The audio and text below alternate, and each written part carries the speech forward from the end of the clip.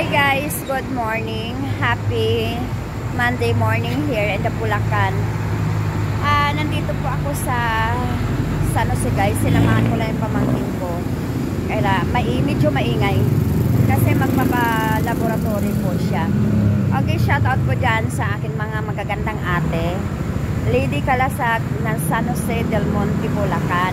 Mga ate at kuya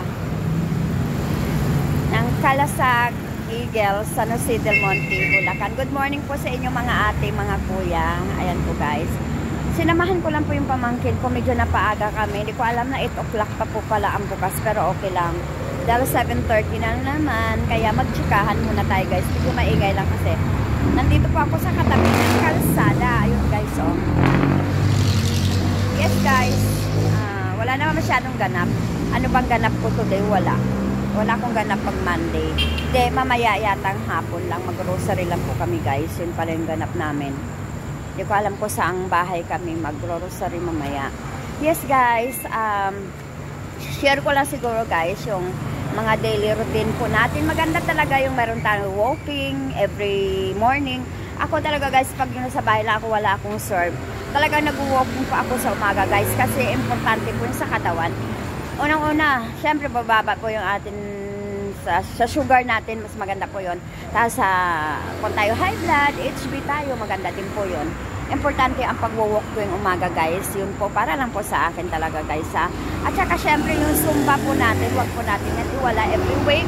Kahit na one day, kahit isang araw o 2 araw na Zumba guys, mahalaga na yon.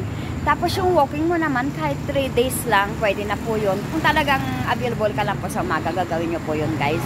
Yun po ang pinaka-importante guys. At saka ano pa ba? Siyempre kumain ng mga mahi-healthy. Ikot-ikot na tayo dito guys. Para medyo kumain tayo ng healthy food. Mga gulay. Kumain tayo ng gulay. Prutas. Uminom na maraming tubig. Kakain tayo ng mga maraming manok. Maraming baboy. Ayan po guys. Wala tayong bawal-bawal. At kumain tayo ng mga, ayun ganda doon guys. Kumain tayo ng mga isda. Kumain tayo ng mga tuyo. Kumain tayo ng mga itlog. Yung tuyo, masarap yun. Ano pang may kape. Uminom tayo ng maraming kape. Uminom tayo ng maraming soda. Ayun, mas maganda po yun sa katawan guys.